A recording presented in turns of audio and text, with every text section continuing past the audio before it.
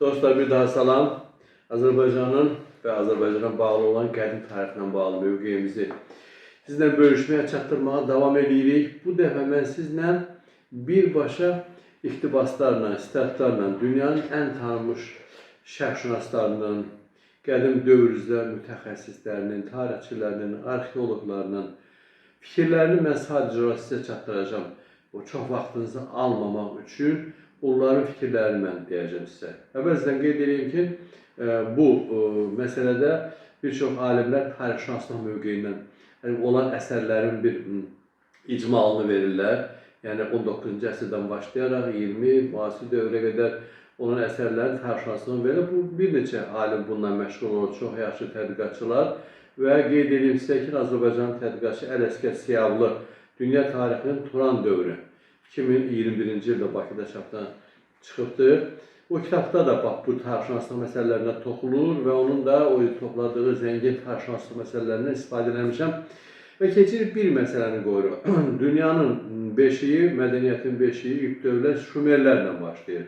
Şumerlərlə bağlı müxtəlif fikirlər həmişə olubdur və bizim söylədiyimiz ondan ibarətdir. Şumerlərlə bağlı bizim xeyrimiz olan, bizim mövqeyimizi təsdiq edən, kifayət qədər fakt olan mövqeləri biz niyə qəbul etmək istəmirik? Hətta Azərbaycanda da deyək ki, ifrat obyektiv olan tarixçilərimiz Şumerlərlə bağlı, onların türk mənşəyi ilə bağlı, Turan mənşəyi ilə bağlı fikirləri yaxına buraxmaq istəmirlər.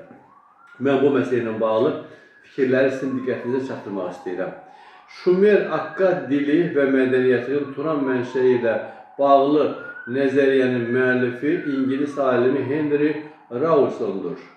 O, 1851-ci ildə Aşşurbanipalın Mixi yazı kitabxanasını kəşf etdi, tapdı, oradakı mətnlərini öyrəndi və onların hamısının Turan, türk mənşəyinə malik olduğunu irəli sürdü.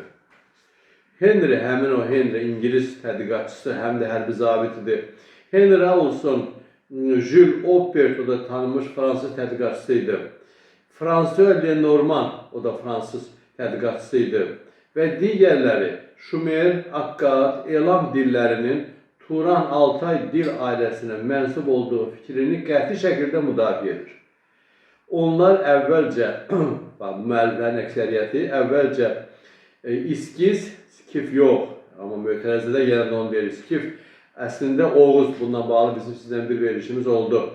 Oğuz əslində, amma İngilis variantında həmin o bizim Oğuzlara İskiz, yəni Herodotun kitabındakı Skuz sözünü İskiz şəklində verirlər. Onlar əvvəlcə İskiz, yəni Skif, Oğuz dilini, yəni Türk anlamı ilə eyni mənadadır. Sonralar isə Turan dili ifadəsini işlədirlər Şumerlərlə bağlı.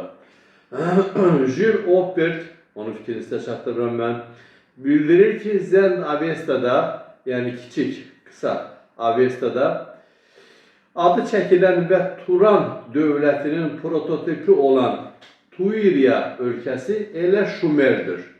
Yəni, bunu mən demirəm, tanınmış fransız şərqşünası, Şumerşünası Jules Oppert deyir. Onun Şumerlər kitabı 1875-ci ildə Parisdə çap olunubdur. Həmin kitabın 464-cü səhifəsindədir bu fikir. Digər tanınmış tədqiqatçı Gerald Cooper Şumerlər və Arilər kitabında Parisdə 1933-cü ildə çapdan çıxıb. Onun 186-cı səhifəsində göstərilir. Bildirilir ki, bir mənalı şəkildə dediyimiz yuxarıda Oppertin tanınmış şərqşünası fikirlərini, onun 1875-ci ildə dedikləri fikirləri bizim Cooper 1933-cü ildə, üzr istəyirəm, 1993-cü ildə bir mənalı şəkildə təsdiq edir özünün kitabında. Alman şərqşünası Hugo Winkler, Qərbi Asiya qədim dövrdə, yəni tərcümələr təxminidir, müxtəlif dillərdən biz tərcümələmişik.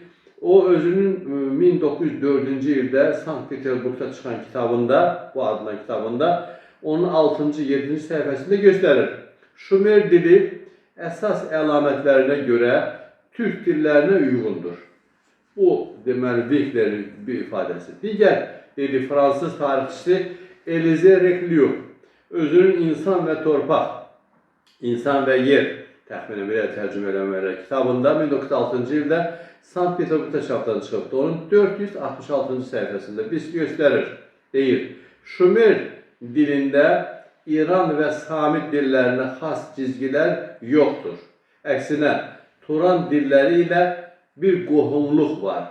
Yəni, bu da bizim məşhur fransız Rekliyənin ifadəsi. Rus tədqiqatçısı Dmitri Reder, o da qədim dövrdə tarixçidir. Qədim iki çərəsinin Mif və Əfsanələr adlı kitabında 1965-ci ildə çap olubdur. Onun 150-ci səhifəsində göstərir. Şumer dili öz quruluşuna görə ən çox türk dilləri ilə müqayisə edilə bilər. Bax, bu, qısaca yekunlaşdırıram bu ifadəni, bu mövqeyi mən ki, Şumerlərlə bağlı, qədim sivilizasiya sahiblərlə bağlı dünyanın tanınmış müəlliflərin dedikləri fikirləri mən sizin diqqətə çatdırdım.